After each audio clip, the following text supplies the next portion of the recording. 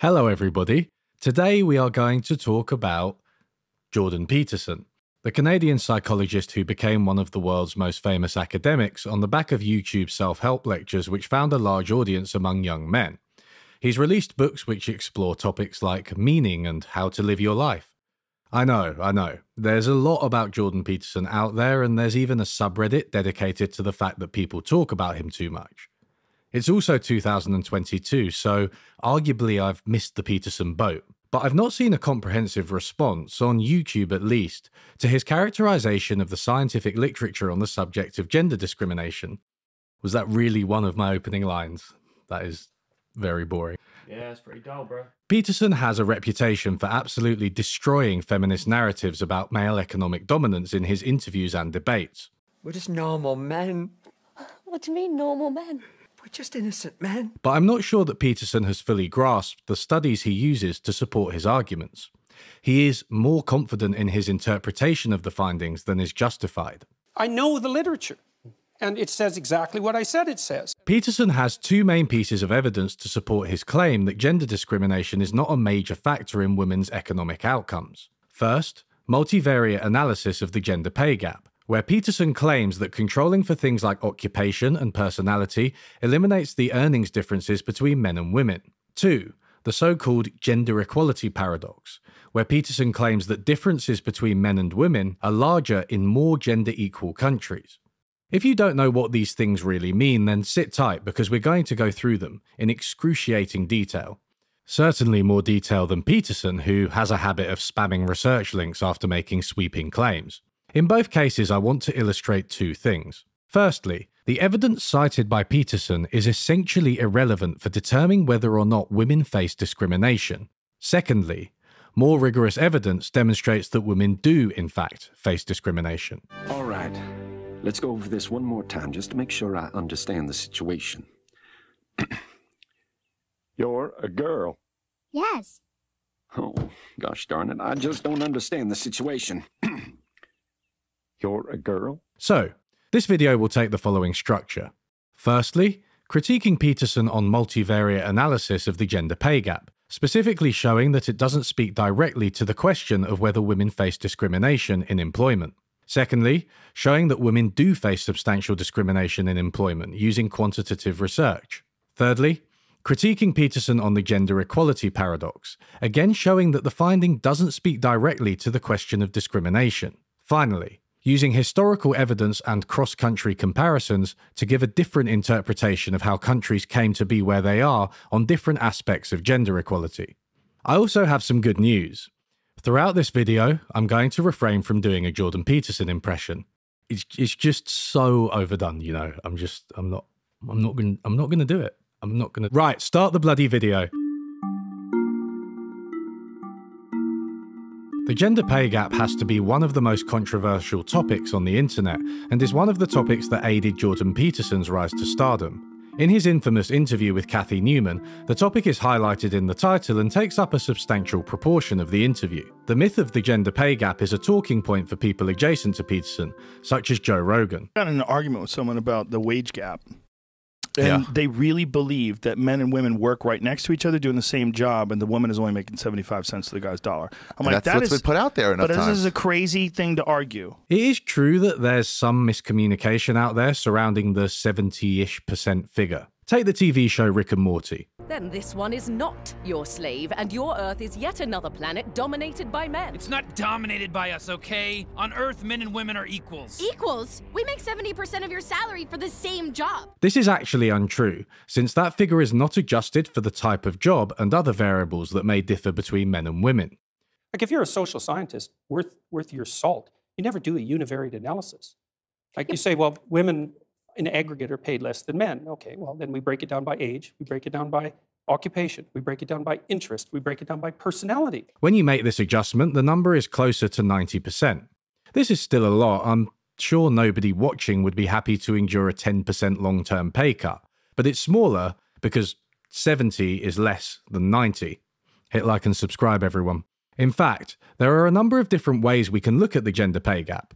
If we restrict it to pay for the same job, it's around 10%. If we restrict it to pay for those in full-time work, it's around 20%.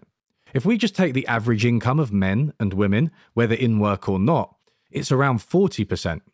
That last one may surprise you, but what I'm saying is, take an average man and an average woman in the USA with no knowledge of their employment status, caring responsibilities, or other demographic variables, the woman will have about 60% of the income of the man.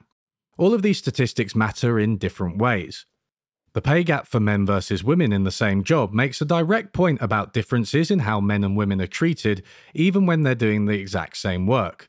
The pay gap for those in full-time work makes sense because earnings are tied directly to employment. The average pay gap for all men and all women matters because it tells us about the access men and women have to resources. More on this later.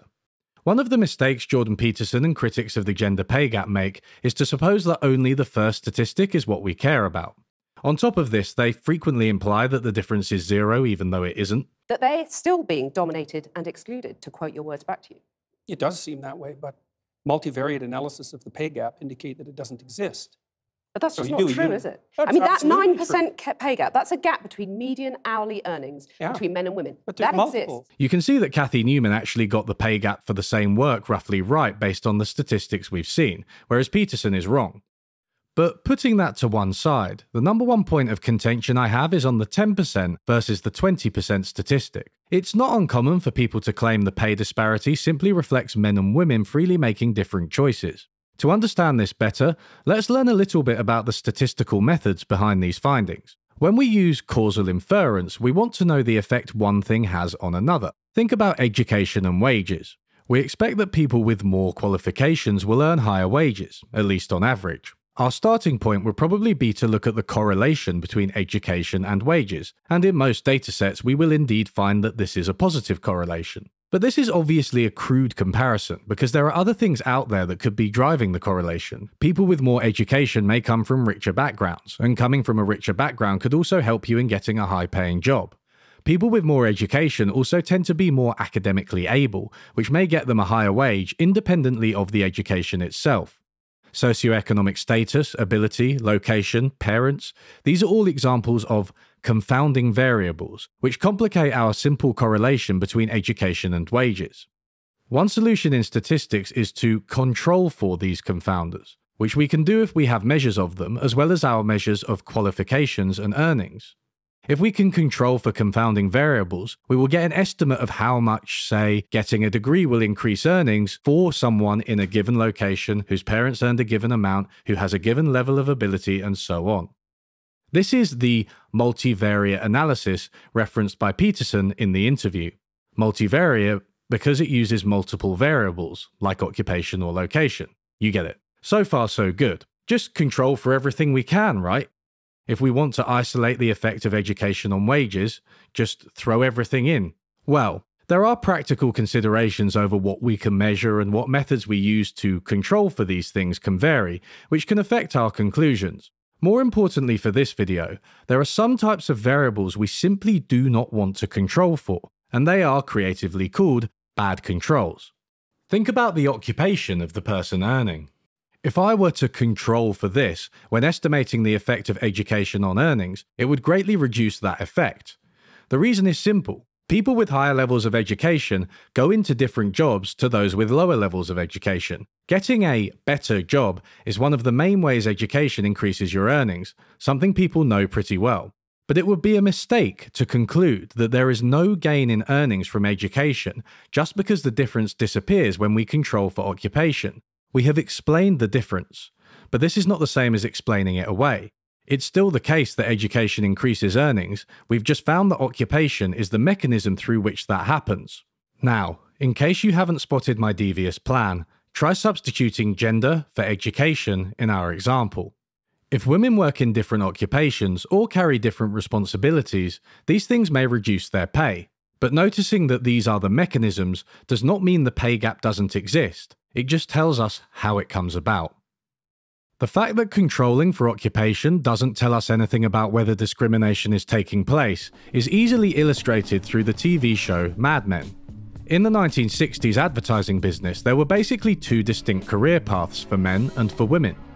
Women would get secretarial roles, which were shitty and low paid with minimal possibility for promotion. I don't know what your goals are, but don't overdo it with the perfume. Keep a fifth of something in your desk. Mr. Draper drinks rye. Men would get executive advertising roles, where they were better paid, better treated, better regarded, and ultimately had a shot at becoming partners of the firm. Good morning, Mr. Draper.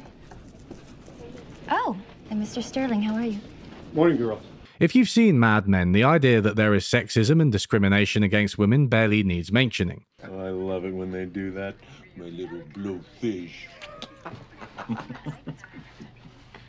Anybody mind if I take off my pants? The secret protagonist of the story, Peggy Olson, is the first example of bucking this trend as she moves from secretarial into advertising work. She continually faces sexist remarks and resistance from men. Well, you're not the landing party we expected. Would you be able to tell him what's so special about your panties? The benefits are listed there, but basically they're more sheer, softer, and more like silk to the touch, yet still very strong. So you can pull them down over and over. Here's the thing. Men and women work in different jobs in Mad Men, so if you were to control for occupation in a statistical analysis of Mad Men, the gender pay gap would disappear. But this would tell us nothing about the overwhelming amount of discrimination taking place. We'll establish that discrimination is taking place in the real world shortly, but the point I want you to take away for now is this. Controlling for bad controls, like occupation, does not prove that discrimination isn't a major factor in the gender pay gap. What I've said so far doesn't prove discrimination is a major factor either. Multivariate analysis is just not directly relevant to the question of discrimination, despite Peterson citing it as if it is. He also makes some very specific comments about to what degree different factors contribute to the gender pay gap that I want to address. By and large, women are too agreeable to get the pay rises they deserve. No, I'm saying that that's one component of a multivariate equation that predicts salary. It accounts for maybe 5% of the variance, something like that. So surely you the need answer... you need about another 18 factors, one of which is gender. And there is prejudice, there's no doubt about that, but it accounts for a much smaller proportion of the variance in the pay gap than the radical feminists claim. He seems to be drawing directly from the statistical literature here, though it's unclear exactly which study he is using. One paper I found helpful which uses this kind of approach is the 2017 review of the gender pay gap by Blow and Kahn. I have my doubts about some of their methods as they are often only as good as their assumptions, but I'm trying to address Peterson on his own terms here. In this paper, they find that occupation and industry explain about half the gender pay gap. They also find that so-called unexplained factors account for over a third of the gender pay gap. This is why I find Peterson's insistence that there are numerous factors that explain it and we can't just speak about one kind of sophistical. It actually reminds me of former UK Prime Minister Theresa May. In the National Health Service, we're putting £10 billion extra into it. I'm sorry, Prime Minister, but we have nurses going to food banks at the moment. That must be wrong. We have, and there are many complex reasons why people go to food banks. According to this paper at least, factors which could easily be considered outcomes of discrimination explain the vast majority of the gender pay gap, 89% of it, according to Table 4 of the paper.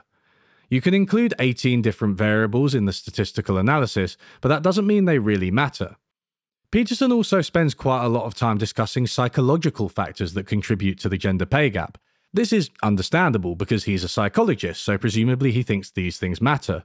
But estimates of just how much they do vary in the literature. Some studies find that they only explain 2.5% of the gender pay gap, while others find that they explain up to 28%. But even if we take the higher estimate here, finding that personality matters doesn't rule out that gender discrimination is taking place. To see this, let's use Peterson's example of agreeableness. Okay. There's a personality trait known as agreeableness. Agreeable people are compassionate and polite. And agreeable people get paid less than less agreeable people for the same job. Women are more agreeable than men. There is more nuance than Peterson is letting on here. As the Blow and Kahn review states, perhaps not surprising given labour market realities, Whaler and Plug, 2006, find in a regression context that men earned a premium for being disagreeable. However, this attribute was not found to be related to women's wages. Thus, the gender difference in agreeableness contributed to the gender earnings gap, both because men were considerably more disagreeable than women, but also because only men were awarded for this trait. These findings hint at a double bind for women. As in the case of negotiation, discussed below, women face potential penalties for not engaging in this behaviour. But if they do, may elicit negative or less positive responses than men. Also striking is Manning and Swafield's 2008 finding noted above, that psychological attributes accounted for a much larger share of the gender wage gap using male than female coefficients. So women displaying certain personality traits, such as being disagreeable, may not translate into increased earnings. But when men display the exact same behaviours, they may be rewarded. All right, let's spend many hours on this. All right, the main duck, what's his name? I don't know, Red Hiney Monkey? I love it, I love it. All right, now what's his wacky neighbor duck's name? Giddy Goose? Meg, please try to formulate ideas clearly before you vocalize them. I'm not sure you're getting the show, Meg. Even if we grant that personality traits are fixed, biological, and different between men and women, this doesn't tell us whether or not women face discrimination. What's important is the interaction between the traits and the environment. So basically, to change the outcomes, you need social and economic change rather than individual change. And my room is fucking spotless, Jordan, so don't even bring that shit up. He always tells people to clean their room. Whether men and women are different is not the same question as whether or not women face discrimination. They can be linked, and there are interesting questions to ask about the interactions between the two, as we've just done. But I'm not especially concerned in this video with detailing the biological differences between men and women. In fact, I often find that the two debates get conflated. As we're about to see, we can determine whether or not women face discrimination virtually independently of questions about nature versus nurture. One thing is for sure though, multivariate analysis of the gender pay gap has little to say about whether or not discrimination is taking place. Putting in bad controls like occupation reduce the gender pay gap precisely because they explain it. But this statistical exercise is basically neutral on the all-important question in this video. Do women face discrimination? To answer that, we'll need some better evidence. Peterson regularly asserts that women don't face too much discrimination in modern Western societies. Do you have a theory with regards to how we do expand equality without going to such extremes? I think we're doing a good job of that right now. Fairly, we could get to a point where people were treated fairly or more fairly. I mean, people are treated pretty fairly in Western culture already. As we've seen, one major piece of evidence he cites to support this, multivariate analysis of the gender pay gap, is largely irrelevant. But there are a wide range of innovative studies which give researchers more control over the environment to try and disentangle discrimination from other causes. And there are quite a few ways that gender discrimination can drive outcomes like the gender pay gap. First, women tend to be discouraged from working in the first place and encouraged to engage in unpaid care or housework. Second, women who do work are filtered into occupations which have lower pay, again often occupations that revolve around care. Third, even within a given occupation, women are subject to different expectations than men and are generally at a disadvantage for getting a raise or a promotion. What unites these three observations is that women are generally pushed more towards caring roles. Let's bake some cookies for the boys. Outside of employment, this can mean child or adult care. Inside employment, it can mean teaching, nursing, and social work. This graph shows the hours per day spent in unpaid care work for women and men in the USA over time. They are both indexed relative to the average, so in 2019, women spent 32% more time in care work than average, while men spent 33% less time in care work. This disparity will only have increased during the pandemic. Remember that last section when I said that the gender pay gap is actually 40% if you don't condition on employment at all? No, me neither. But the common response to this would be that if women work less, they should naturally get paid less. Except that women do a lot more unpaid labour, largely inside the home, which is not remunerated by the market. Ignoring this requires a judgment that this work is not socially useful enough to warrant funding, a judgment that is rarely made explicit. I need to relax, okay? I was working all day. And you don't think taking care of our chick is work? But in my expert opinion, making sure children and partners don't starve is good for humanity and for the economy. Helen Lewis did bring this up in Peterson's GQ interview, but his response was far from convincing. You know, I'm not a fan of the idea that the most fundamental orientation that a person is likely to have in their life is career. I don't believe that's true for most people. I certainly don't believe it's true for most women. And I think the evidence supports that claim quite straightforwardly. So, however, it is the only thing that you get paid for under capitalism. Right? Man, live. But that's How can true. you say something like that? It's so cliched. Well, it's so painful to hear that. It may be cliche, but it nonetheless is true, right? Look, Women do it's more, not much capitalism. more. Well, for God's sake. It is. No, it isn't. You have to invest into a child for 18 years before they have any economic utility. It's a consequence of delayed economic utility. We don't know how to monetize it. It's not a consequence of capitalism. It's a consequence of the fact that human beings have an 18-year dependency. How do you monetize that, even in principle? Well, we don't know. It's weird to say something isn't about capitalism and then talk about monetization, an obviously capitalist concept. But all Peterson is realizing is why humans need to share and cooperate, with an eye to reciprocity over time. If we reward raising children and other care work, then it will result in better outcomes for everyone in the long run, and there is a well-known way to do it in modern societies. It's called the welfare state. This will all come up again when we discuss Scandinavia. The Biden administration has actually recognized all of this and made moves to address the gender pay gap. The arguments made echo some of the points I've made in this video. They aim to reduce occupational segregation, a key driver of the gender pay gap which we've already detailed. The gender pay gap has narrowed during the coronavirus pandemic, but this has been called an artificial narrowing, which has only occurred because women have dropped out of the workforce altogether. This is exactly the point about different caring responsibilities that I've made. If you weren't aware of this, as I wasn't, it may be because your information is coming mostly from non-centrist news sources. I found this story on Ground News, a platform which tries to give you a balanced view of what people from across the political spectrum are seeing. It's no secret that our information sources have become highly filtered on the internet, and Ground News is the most straightforward way I've seen to combat this bias. I found Ground News really helpful, and now I check it almost every day. The Biden administration's policies to close the gender pay gap are surely not perfect, and I'm not trying to say that they are. But knowing that they recognize key points made in the literature about the gender pay gap, certainly more so than Jordan Peterson does, is encouraging, and I'm glad that steps are being taken. I likely wouldn't have known about this just from consulting left or even right-wing news sources, because Ground News shows you that 2/3 of coverage of this story was from the centre.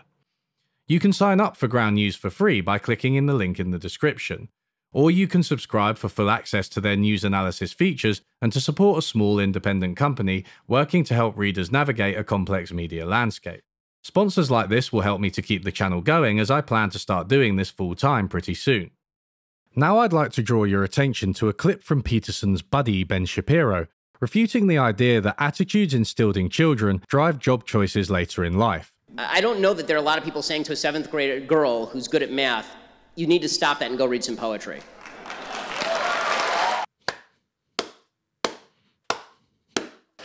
What a great argument, Ben, saying that you don't think something is happening. Let me try. I don't think Ben Shapiro has looked at any of the studies on gender attitudes towards children ever. I win. Except I actually have evidence for my assertions. There are a large number of studies on influences in early childhood and at school. Parents of daughters think their child has to work harder than parents of sons despite equal ability. Exposure to same-sex role models increases girls' intentions and motivation to pursue STEM careers. Boys and girls initially like STEM the same, but there is a relative drop for girls over the term due to peer influences. Teachers rate the reading ability of boys and maths ability of girls to be less likely to be above average, despite the same scores. So yes, Ben, girls are actually encouraged to read poems instead of doing maths, by teachers, peer influences, and a lack of role models. No, I'm going to be an astronaut. Women can't be astronauts. Why not? They distract the men astronauts so they wouldn't keep their minds on the road. A study in the USA looked at how early exposure to these kinds of gender attitudes feeds into occupational choices in adulthood. Different states score differently on attitudes towards gender roles. As this map shows, the states coloured in blue tend to have more traditional views, whereas red states tend to have more progressive or egalitarian views. Why didn't they do the colours the other way around? It's so confusing. The paper shows that women born in more progressive states, in red, are less likely to end up in care occupations. Men born in more progressive states are more likely to end up in care occupations. In other words, being exposed to a climate of progressive gender attitudes earlier in life reduces the gender gap in occupation choice, and therefore the gender pay gap. In addition, both women and men born in more progressive states are more likely to end up employed, full stop, and the effect is bigger for women. This may further reduce the gender pay gap.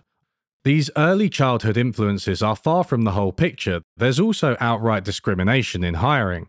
Some of the tightest studies in this area, and in my opinion the tightest quantitative studies done in the social sciences, are those which send out fake job applications which differ only in the gender of the applicants.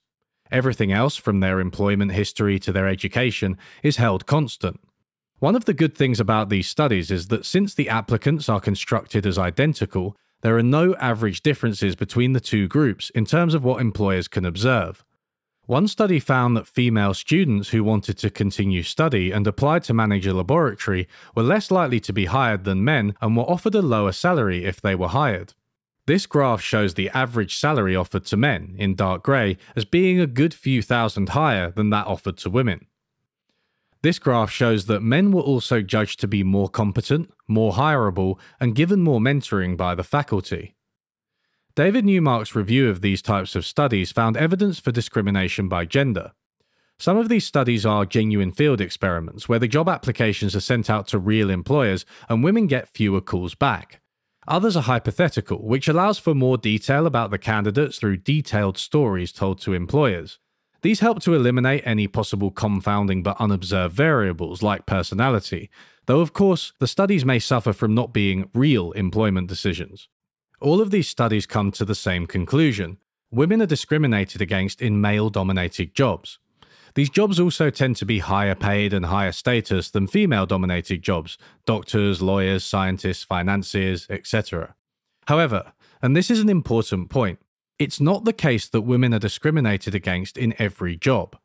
Unlike discrimination against ethnic minorities, where minority groups just have a lower chance of getting any job, patterns of gender discrimination reinforce traditional gender roles. If you're male, and my analytics suggests you may well be, you've probably had the frustrating experience of applying to hospitality or secretarial roles as a teenager and being rejected, only to see women who also have no experience be accepted. She'll brighten up the place, wouldn't she? If she gets the job, so would he, if he gets it, because you're both equal. Lovely, that looks nice, lovely blue eyes. Okay, big smile. It's lovely. Lovely, lovely. Just give that a minute. We'll have a look at that. Do one of you as well.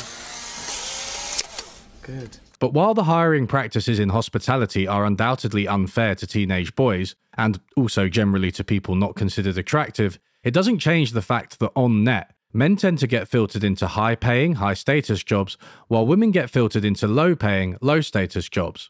As Peterson has acknowledged, average differences between men and women are pretty small, only apply to some personality traits, and don't apply to ability at all. The average IQ for a woman and the average IQ for a man is identical. There is some debate about the flatness of the distribution, which is something that James Damore pointed out, for example, in his memo, but there's no difference at all in general cognitive ability. There's no difference to speak of in conscientiousness. Women are a bit more orderly than men, and men are a little bit more industrious than women, but the difference isn't big. You just can't explain the large biases displayed towards men and women across such a wide variety of roles by appealing to these small average differences.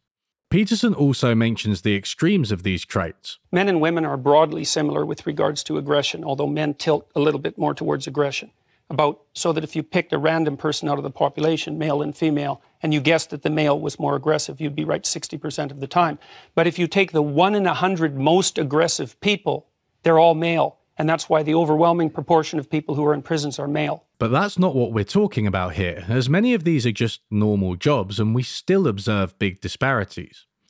We're not talking about the extremes when we send CVs to restaurants or administration jobs. Here I want to comment on something related I've seen from Peterson and others. that radical feminists or whatever don't think about the lower quality jobs predominantly done by men. And that's why the overwhelming proportion of people who are in prisons are male. Now, do you want to equalize that, just out of curiosity? What about bricklayers? They're 99% male. Yes. Gender equality, for me at least, does mean that women will do more jobs such as construction, firefighting, and manual labour. Class equality, of course, means that the jobs themselves will improve substantially and the burden be shared more equally, but that's another issue. And don't even get me started on prisons. Anyway, so far we've looked at how women are more likely to do unpaid care work and are also more likely to work in more caring but lower paid occupations. What remains is to look at how men and women are treated in similar jobs. One of the most interesting findings is that women are more likely to be asked to engage in less promotable tasks. Men will make the presentation, lead the team, attend the conference in Vienna, all the things that will get noticed and get them promoted. Women will be expected to take minutes, make tea, make sure the team is ticking along behind the scenes, all the things that no one notices and which get taken for granted. You know, care. Ugh, God damn it. I don't get paid enough for this shit. There's a craftsman nearby. I can smell it. Whoa, what? Can I help you? How did we fall asleep during interdimensional cable? Yeah, what the hell, Summer? Summer, you dumb bitch. How long were we out, How much you of dumb interdimensional bitch? cable did How we many miss, Summer, improv you TV stupid shows and bitch? commercials did Why we did you miss, let us fall Summer? asleep, Stupid you dumb bitch? This study found that in a US university, women were more likely than men to volunteer to be on a committee. This committee was not regarded as a role which would further your career, yet women disproportionately populate such committees. Women account for over a third of members, despite being only a quarter of academics at the university. Across 5 different experiments, women were found to be more likely to cooperate than men, making a move which helped the group at their individual expense. This was not explained by differences in preferences, such as greater altruism among women. It was not explained by the agreeableness trait often mentioned by Peterson. A separate study found that women were actively punished via lower performance evaluations for not displaying this kind of altruistic behaviour, whereas men were not. One final thing that women have to deal with much more than men is sexual harassment. A study in Sweden found that around 12% of women reported experiencing sexual harassment in their workplaces in the past year. This can take the form of unwanted sexual attention or derogatory comments about your gender. The corresponding figure for men is around 4%, 3 times lower. Most importantly, and in line with the theme of men and women ending up in different occupations, women are more likely to experience sexual harassment in higher paid, male-dominated workplaces. This confusing-looking but actually quite simple graph shows the share of people who were sexually harassed in the past year on the y-axis. It has the share of men in the workplace on the x-axis. Data points for female workers are clear circles, while those for male workers are black triangles. You can see by the line fitted along the circles that sexual harassment is more likely for women the more men are in the workplace. The line fitted along the triangles shows the opposite. Sexual harassment is less likely for men the more men there are in the workplace.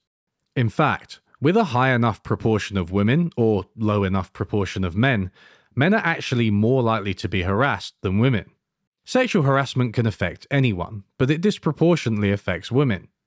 The study also shows that women who have experienced sexual harassment are more likely to leave the high-paying, male-dominated occupations to go to low-paying, female-dominated occupations. This is a huge source of discrimination, driving women away from higher-paying occupations.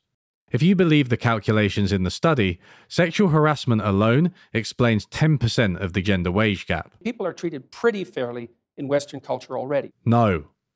If I had to summarize the admittedly vast array of evidence we've just looked at, and I suppose I do have to summarize it because I'm the one making the video, I would say that women and men are continually exposed to norms and outright discrimination which push them into different occupations and roles in society. Women tend to be encouraged to do care work, both paid and unpaid, while men will tend to be discouraged from these roles and encouraged into better paid ones.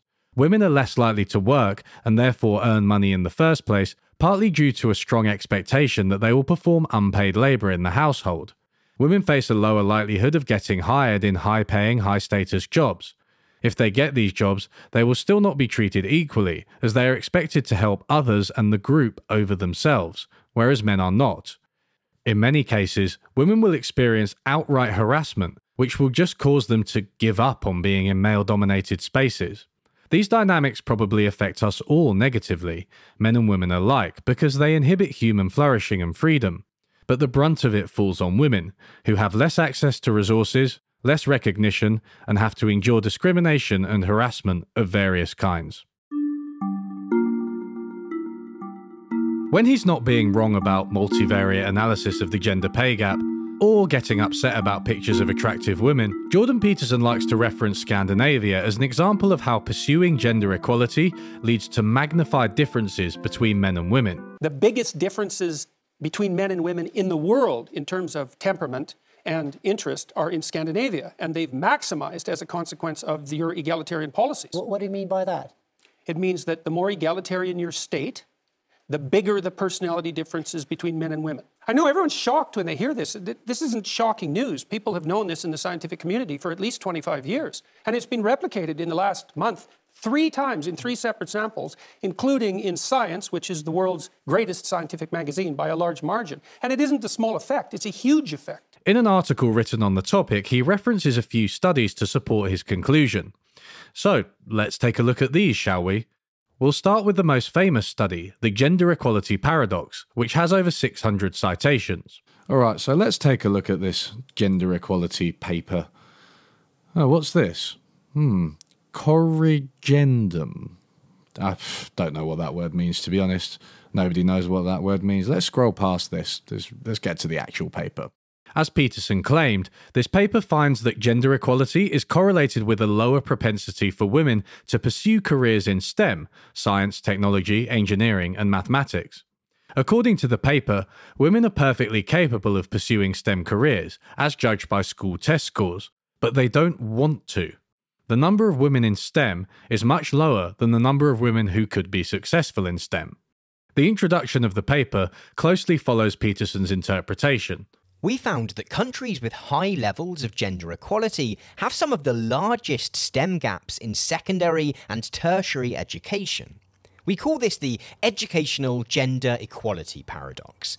For example, Finland excels in gender equality. Its adolescent girls outperform boys in science literacy, and it ranks second in European educational performance. With these high levels of educational performance and overall gender equality, Finland is poised to close the STEM gender gap. Yet, paradoxically, Finland has one of the world's largest gender gaps in college degrees in STEM fields, and Norway and Sweden, also leading in gender equality rankings, are not far behind. Peterson is representing the study accurately. But what bothers me is that the paper consists mostly of a bunch of correlations across countries. The main correlation is here. On the x-axis, we have female participation in STEM, while on the y-axis, we have the Global Gender Gap Index, or GGGI, a measure of gender equality. Each red dot is a country, and the downward-sloping blue line is the negative correlation between the two measures. The more women in STEM, the worse the state of gender equality. I want to communicate something to you. Cross-country correlations are among the weakest of statistical findings out there. First, there's the issue of small sample size. There are only 62 countries on this graph. With such a small sample size, adding another 20 countries which fell in the top right corner could eliminate the correlation entirely. The second issue is that there are huge differences between countries based on their culture, economies, and history that are left out of such simple comparisons. These are confounding variables of the type we discussed earlier in the context of the gender pay gap. Oftentimes you will find that controlling for obvious confounders like population, inequality, or GDP eliminates cross-country correlations entirely. Thirdly, correlation doesn't imply causation. Okay, thanks. Wait, did you know that there's a direct correlation between the decline of spirograph and the rise in gang activity? Think about it. I will. No, you won't. You can get much stronger correlations between female participation in STEM and irrelevant measures, like bachelor's degrees awarded to women in STEM versus online revenue on Black Friday, an extremely tight correlation, or PhDs awarded to women in science and engineering versus money spent on admissions to spectator sports. But don't believe me on this, just listen to Jordan Peterson. After all, another way of describing a correlation is univariate analysis. Like if you're a social scientist worth your salt, you never do a univariate analysis. Finally, there's the issue of measures. Countries measure things like what counts as STEM participation very differently, so you might be comparing apples and oranges. Some countries consider health services as part of STEM, while others consider them separate. Women are overrepresented in health, so this may skew the results. If you don't have a consistent way of categorizing STEM versus not STEM across countries, your results are simply unreliable. I could spend a whole video on how indexes like the Global Gender Gap Index can be poor for making broad inferences of the type made by Peterson. The GGGI summarizes several measures in a country: economic participation and opportunity, educational attainment, health and survival, political empowerment. Because these indexes aggregate over so many different things, a change in the GGGI doesn't tell us what actually happened and may mask conflicting forces within a country. To take an extreme example, women could get the vote but simultaneously get banned from employment in certain industries, and the index might not change much overall. The GGGI also misses important things like cultural expectations placed on women. As one article put it, while it may be good at identifying the countries where a woman can win an election, it's bad at identifying the ones where she'll be welcome in a physics department. Sarah Richardson and her colleagues actually correlated a different index of gender equality with the percentage of STEM degrees awarded to women, and found no correlation whatsoever. That's curious. Maybe it has something to do with that corrigendum business. Alright, so let's just figure out what this word means. Corrigendum. Corrigendum. A thing to be corrected, typically an error in a printed book. Oh. Well, it turns out that the original gender equality paradox study came under some sustained criticism from Richardson and others. This resulted in a debate published in the journal which included this graph, as well as a correction by the original authors. Stuart and Geary said they'd used one measure of STEM participation, but they'd actually used another, so they had to clarify that as well as a few other things. I don't want to mislead you here. A corrigendum is not the same thing as a retraction. It just means that the original paper had poor explanations of some contestable choices. These have since been clarified, if not necessarily justified. But this all speaks to the question of how robust the finding is, and what we can infer from it. Now I could just stop here. Small sample sizes, omitted variables, contestable measures, and correlation doesn't equal causation are enough to go on. But I want to hammer home exactly how unjustified Peterson is in the inferences he draws from this paper, because it's such a widely cited finding, and it's interesting to unpack exactly how it could be wrong. For this, I'm going to ignore most of the issues I've just raised and assume that the key correlation we're seeing in this graph is in fact there. It still doesn't prove anything. There's an issue in statistics known as the ecological fallacy. This states that we can't draw inferences about individuals from results which are at a higher level of aggregation. The classic example is a researcher who saw that suicide rates in Protestant counties in the USA were higher than those in Catholic counties, and concluded that Protestantism was associated with suicide. But it turned out that when you looked at individuals, the people dying by suicide in the Protestant counties were not actually the Protestants themselves.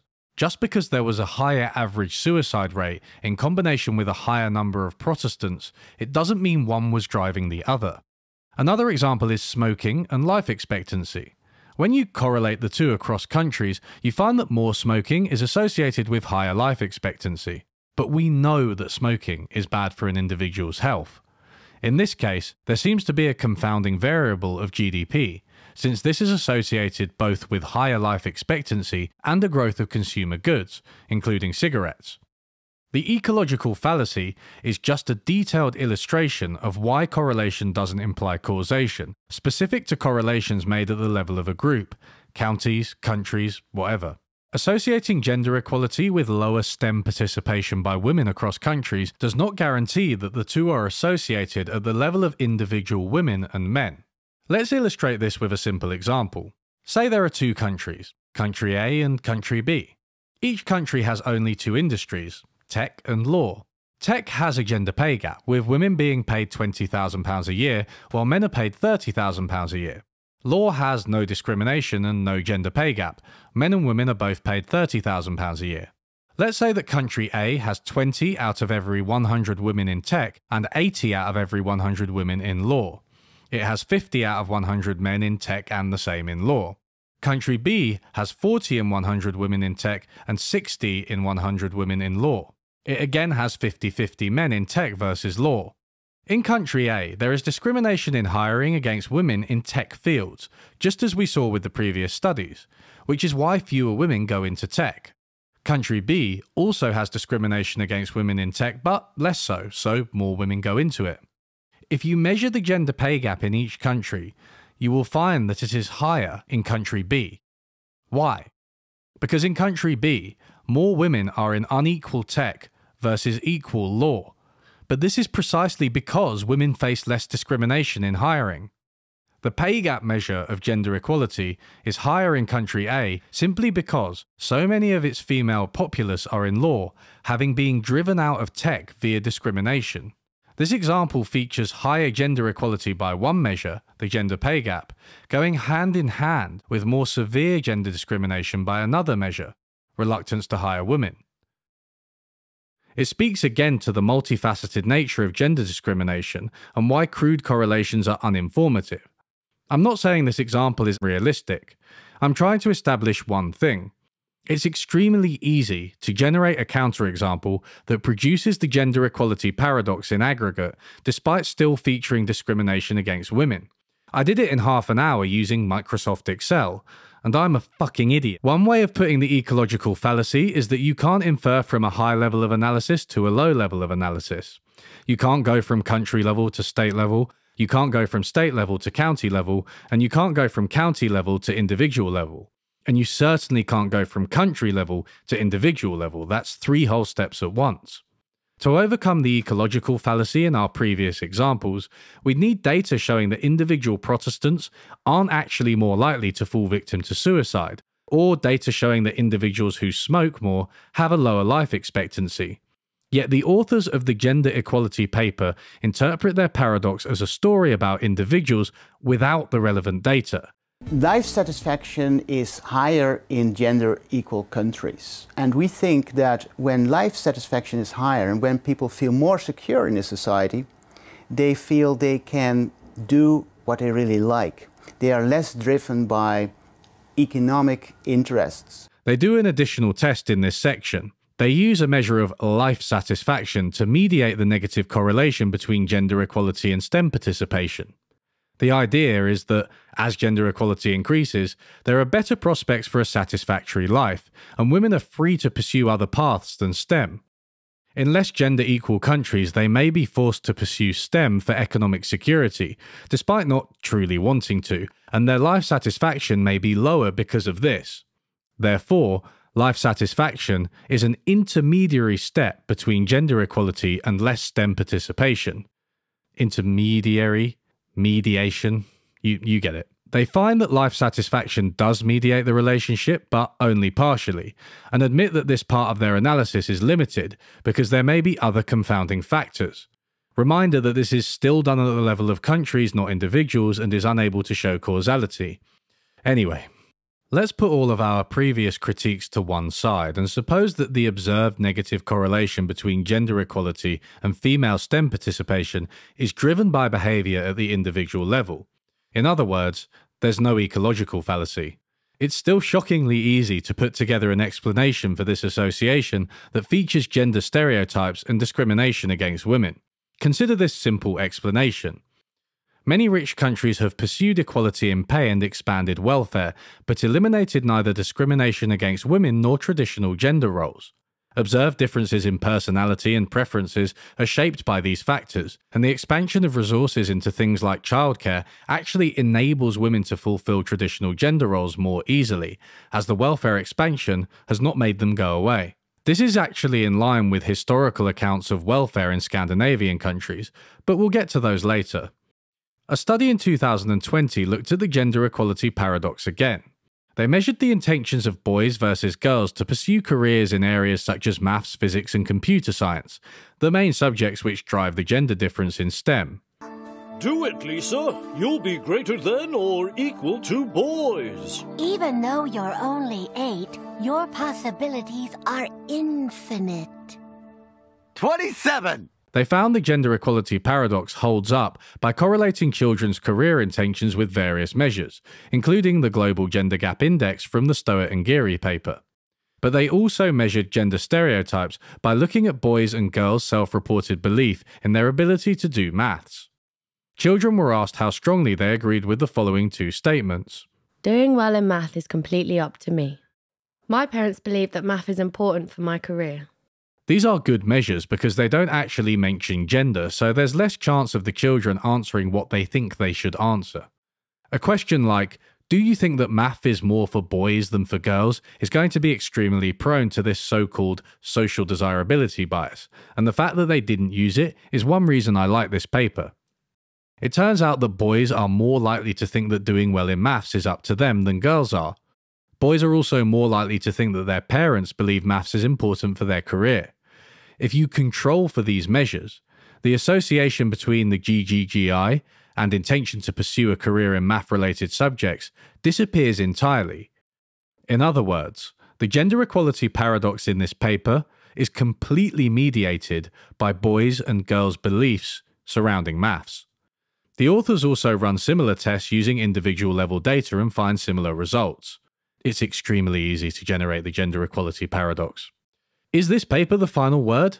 Of course it isn't. I have criticisms of it myself. For instance, why they used only intentions to study STEM rather than a harder, concrete measure.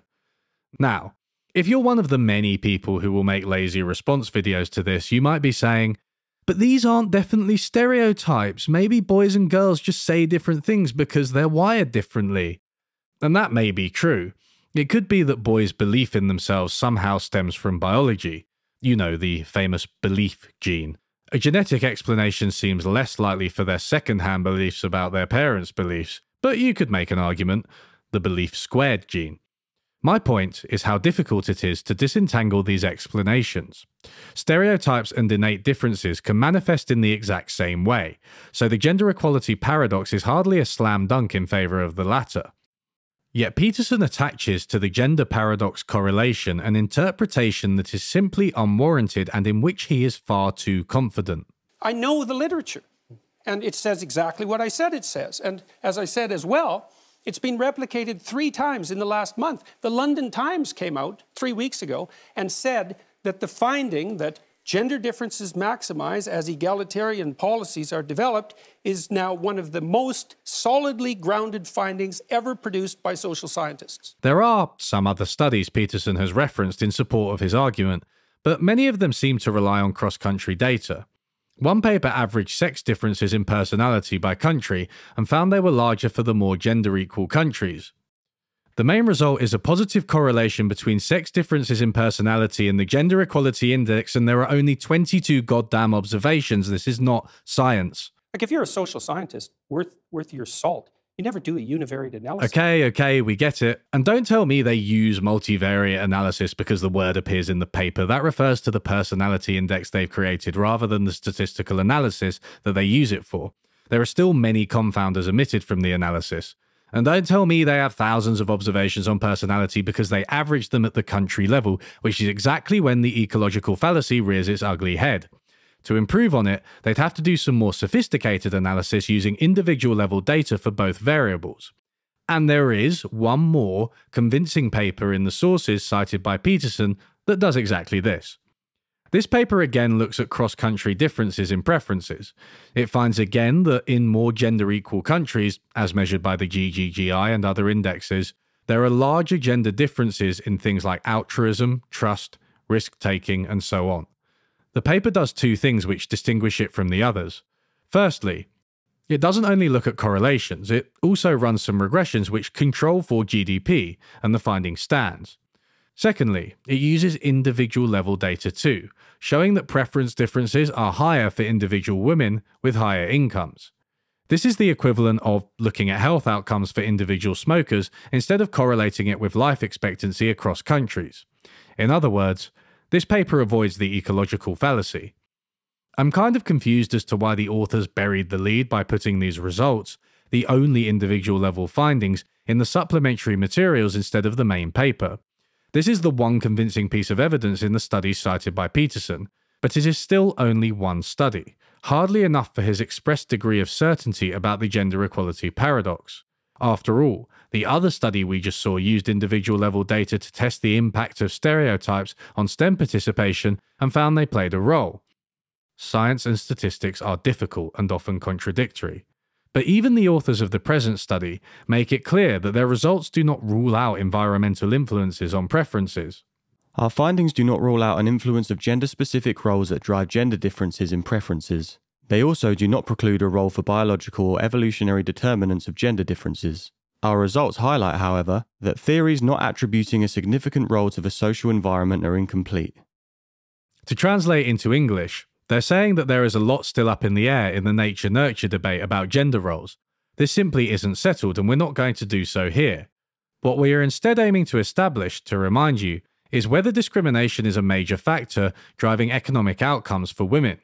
At best, the gender equality paradox does not sway us one way or another, since it can be shown to be consistent with gender discrimination and stereotypes, as well as with biological differences between men and women. One article offered 7 potential suggestions for the gender equality paradox, which were consistent with gender roles and women facing discrimination. It's extremely easy to generate the gender equality paradox.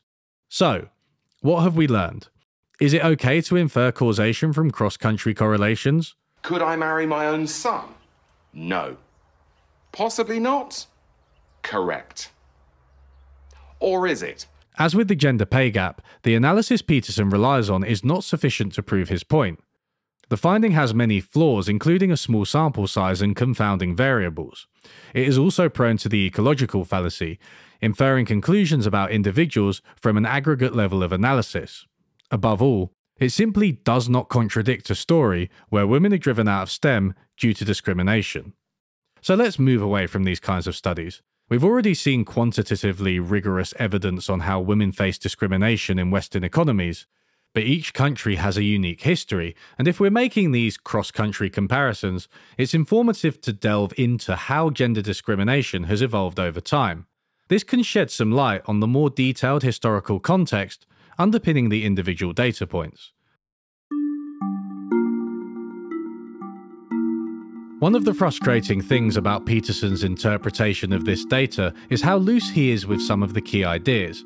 He repeatedly refers to countries pursuing gender egalitarianism, but rarely defines exactly what this means. And that's a consequence of the free choice of men and women in the societies that have gone farther than any other societies to make gender equality the purpose of the law. And what you find is the more egalitarian the society, the more different the men and women become. A bit of historical perspective shows how shallow this analysis is, since gender egalitarianism isn't just a dial we turn up and down. Sexism and discrimination are complex creatures. The welfare states in Scandinavian countries have provided economic security for women while retaining the notion of gender differences. Throughout the 20th century, women were considered equal but different and expected to act as housewives raising children. Concrete policy choices reinforced these stereotypical roles, as did prevailing narratives about men and women in society. The book, Gender Equality and Welfare Politics in Scandinavia, spells this out clearly. The ambition of gender equality has been more explicitly expressed and applied in the Scandinavian countries than in other countries of Europe. But gender equality in the early 20th century, to a great extent, meant equality based on gender difference. The book raises the question whether the hallmark of the Scandinavian welfare model is a special combination of gender equality and gender differentiation.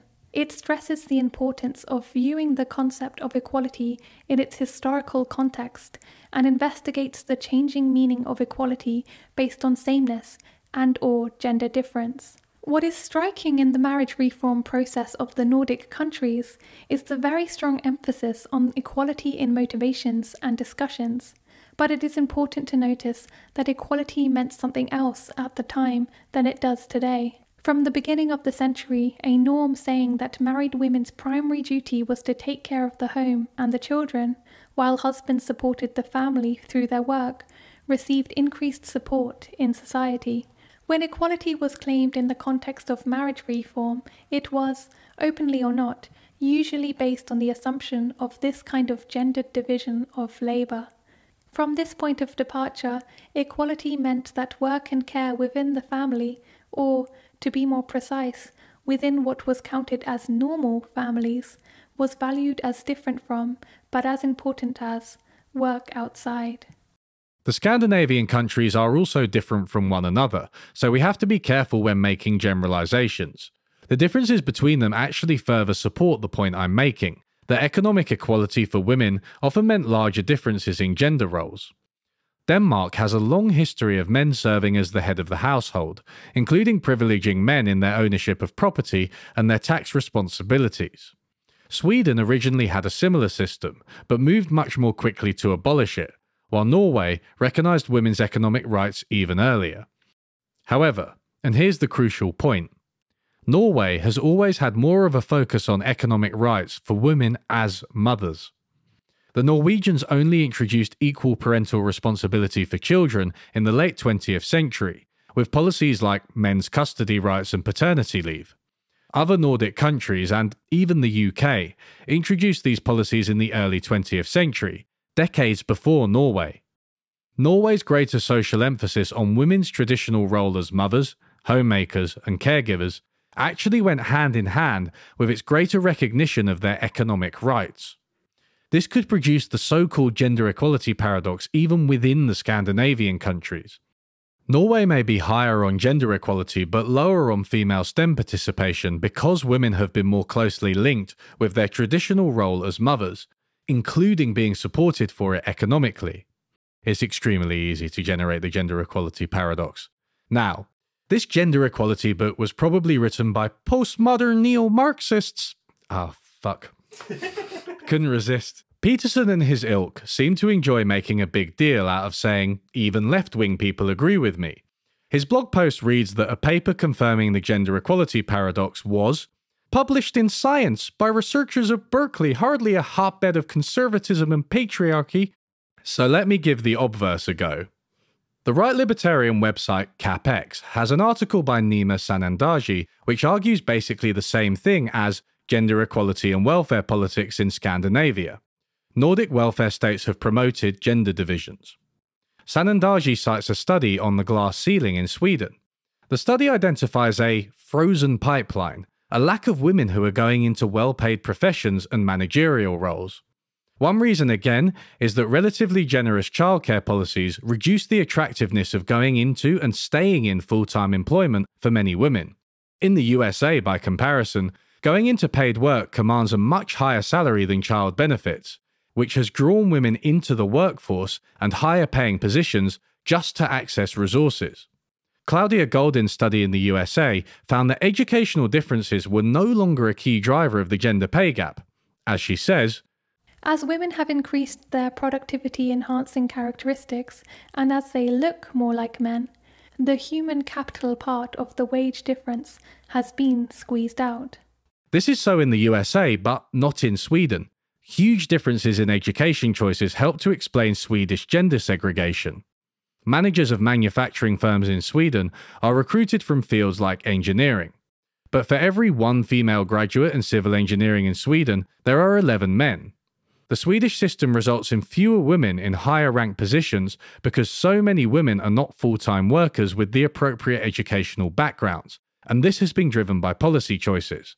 According to Sanandaji, this conclusion can be generalized. The rise of the Nordic welfare states was, however, a double-edged sword. It encouraged women to join the workforce, but it also created barriers to women's professional progress. The tax and benefit model, as well as publicly monopolized services, were constructed for typical families of full-time working men and part-time working women. With the rise of the welfare system, women-dominated services such as education, health, and elderly care were made parts of public monopolies. A wage-setting system, according to which incomes rose very slowly, with little connection to individual performance, was introduced by the state in these women-dominated parts of the economy. By introducing public monopolies in the parts of the economy where women work, but not in those in which men work, the Nordic welfare model did the opposite of increasing women's choice. The system limited choice and opportunity for career advancement in predominantly women-occupied places of work. The difference is that Sanandaji has a generally anti-welfare state outlook and hopes to equalize opportunities through the free market. But ultimately, we have the same basic analysis. So there you go. A right-winger agrees with me. Do with that what you will. As one final piece of evidence, Sweden is actually second only to the USA among Western countries in cases of sexual harassment against women. In summary, gender roles are alive and well in Scandinavia, as is discrimination based on gender. In fact, the very same policies which have increased equality on some measures have reinforced gender differences on others. But lest this video become too Scando-centric, let's turn to some other examples, and specifically the T in STEM. Ma Hicks has detailed how the British tech industry used to be dominated by women. At the time, working with computers was seen as a low-status role, despite the fact that it was technically demanding. Women were therefore employed in these roles, but not treated especially well. Even when electromechanical and then electronic computers came in, women continued to do computing work. They programmed, operated, troubleshooted, tested, and even assembled these new machines. In fact, IBM UK measured the manufacturing of computers in girl hours, which were less expensive than man hours, because the people who built the machines were nearly all women. Meanwhile, the British government, the largest computer user in the nation, called their computer workers the machine grades, and later the excluded grades, excluded from equal pay measures brought into the civil service in the 1950s.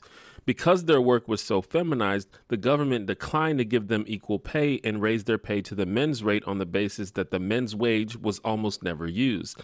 Therefore, the lower women's wage became the default market rate for the work.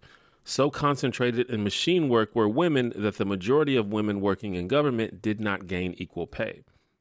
As it became clear that computers were going to be kind of a big deal, it became increasingly difficult to deprive women of equal pay, positions, and respect. The solution that my wonderful country settled on was, of course, to improve the lot of these women working in tech, and thus bring them to parity with men, helping solve both gender equality and create a world-leading tech industry in one fell swoop. Just kidding. They decided to exclude women completely from the industry and ended up destroying it in the process. By the mid to late 1960s, however, the low value assigned to computing work was starting to change. Not because the work itself was changing, but because the perception of the work was. Instead of being seen as intimidating behemoths that were only good for highly technical tasks, computers were now becoming widely integrated into government and industry. Their great power and potential was growing more apparent. Suddenly, low-status women workers were no longer seen as appropriate for this type of work, even though they had the technical skills to do the jobs. But the UK government had a lot of trouble attracting men to the role because of its association with femininity and its lack of potential career progression. Women are dirty. The exclusion of women and the unwillingness of men to do the work culminated in the UK government investing in centralised mainframe technologies to reduce the amount of labour needed to run computers at all. Unfortunately, this technology was doomed, and investing in it killed off the already dying UK tech industry. Men will literally invest in an outdated digital mainframe instead of going to therapy. This kind of historical evidence obviates some of the armchair reasoning you get surrounding the gender pay gap. To bring the video full circle, it's not uncommon to see the following argument about the gender pay gap. If they really could hire the same people for the same job and get a woman who's just as good at it for 75 cents, it's horseshit, though. They would hire only women. I must admit I find this logic rather glib. The gender pay gap is a fact to be explained, rather than something which can be dismissed out of hand if it doesn't fit your model of the world.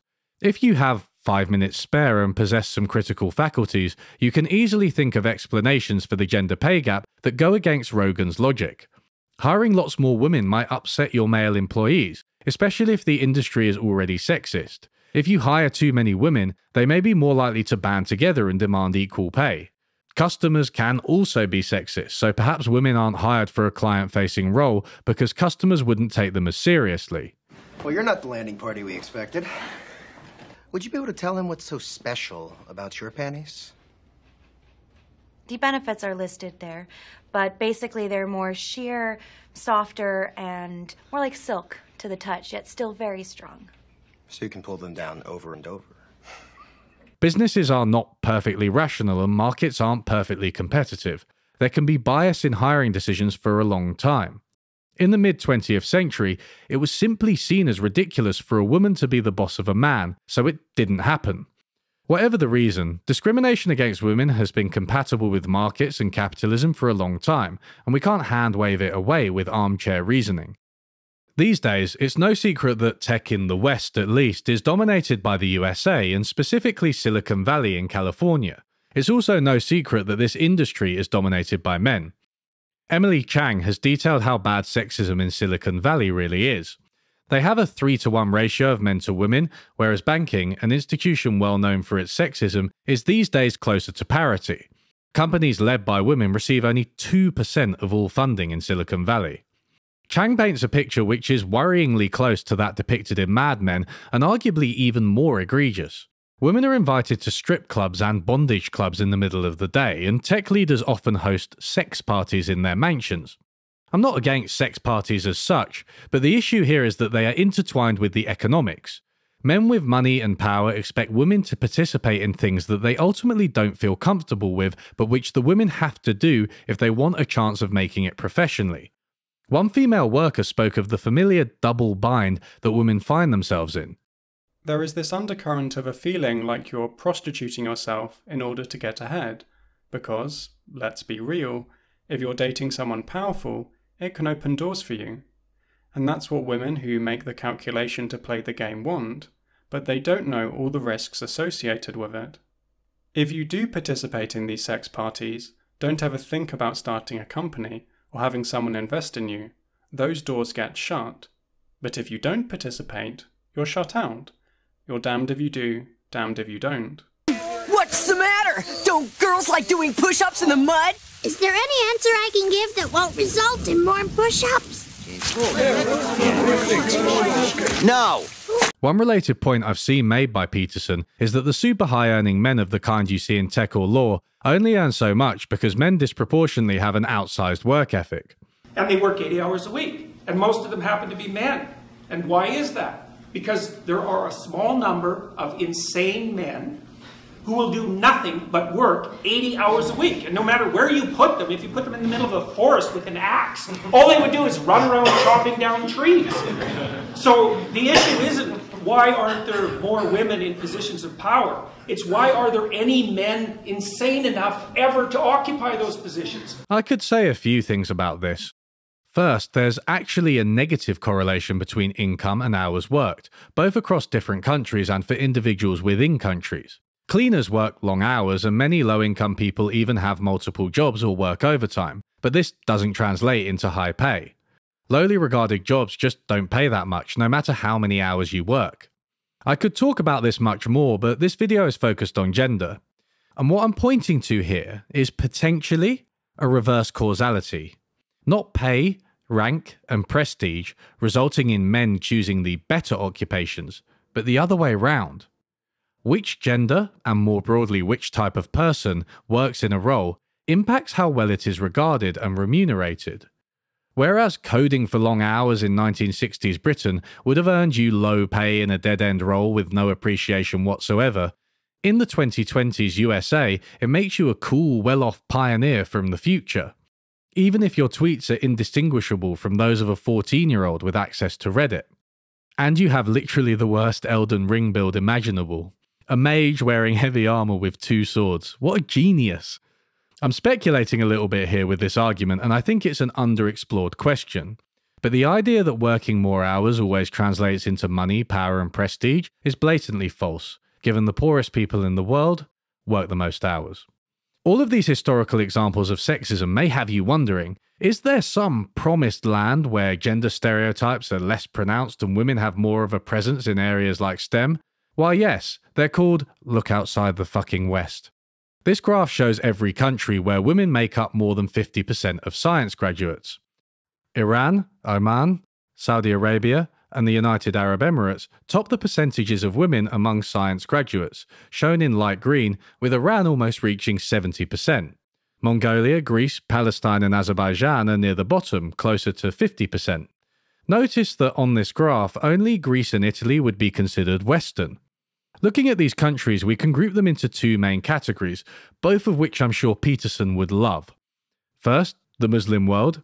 Second, the former Soviet world. And yes, that's because it was Soviet. These areas of the world have had very different cultural and economic factors, which have resulted in vastly higher representations of women in STEM. Tunisia has a school system which allocates children based on their grades, which organically results in more women in science. The only female Fields Medal winner, the Fields Medal is like the Nobel Prize of mathematics, was Maryam Mirzakhani, an Iranian-American woman. And I don't think that's a coincidence that she happened to be Iranian. Iran has very good rates of women in science. They don't have the same stereotypes, for some reason, as Europe does. So I think really this reflects a historical fact. This long legacy of exclusion is the reason why in Europe we still see this lag, women catching up. We're still working so hard to change the culture because for so long the culture was so against women. The former Soviet Union also has a long history of encouraging women into STEM fields, and despite the fall of communism, the norm remains, with the region at rough parity between men and women in science. This propaganda poster from the 60s reads, "I will become a chemist." In a reversal of the early childhood results we saw earlier, and contrary to Ben Shapiro, East German girls are still much more likely to be confident and competitive in maths when compared to their West German counterparts. As Kristen Godsey points out, and contrary to Peterson, the USSR was organised to prevent women's care responsibilities from interrupting their scientific careers. Family responsibilities interfered relatively less with women's work, because the state had socialised many of the domestic tasks shouldered by women in capitalist countries. Childcare, public cafeterias, and public laundries, as well as an extensive network of sanatoria to care for the aged and infirm, meant less care work for women in the private sphere. And when an expectant mother took her paid, job-protected maternity leave, the state easily organised her temporary replacement with a qualified university graduate completing their mandatory national service. Again, biology isn't destiny and can be managed with the appropriate social institutions. And the answer is clear. We need an Islamic communist revolution. Peterson and the gender equality paradox authors seem to have failed to understand that many Western countries, even the most progressive ones in Scandinavia, have long histories of enforcing gender roles, both culturally and through policy. Many non-Western countries still have sexism, of course, but they may not have quite the same associations that we do. There's something blind and a little Whiggish about assuming Western countries have unilaterally made more progress in gender equality across all dimensions. In terms of representation in science, at least, the Arab and Eastern European countries are just much better.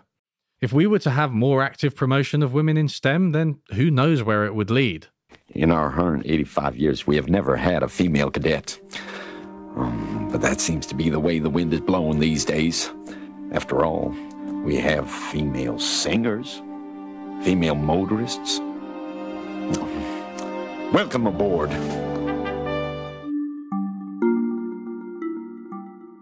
When I started making this video, I was keen to try and be fair to Peterson. But the best thing I can say about him is that he accurately describes the findings of the studies he references. I've not seen him noticeably misrepresent any studies at all. But what I've seen time and time again is a lack of understanding of what statistical analysis can and can't do, a willingness to draw unwarranted inferences from weak evidence, and a complete omission of the detailed quantitative and historical evidence on discrimination against women. Women face substantial discrimination in Western economies, pushing them towards caring roles that are less well paid than male-dominated areas like STEM.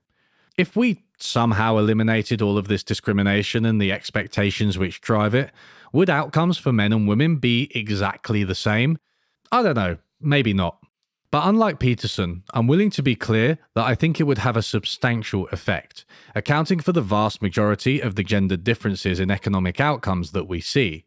If I were to give you one takeaway from this video, apart from all the stuff about gender discrimination, it would be that the next time someone aggressively references the scientific and especially quantitative literature on any subject as if it agrees with them, take some time to ask, do the findings really support their interpretation, or are they just hiding behind them?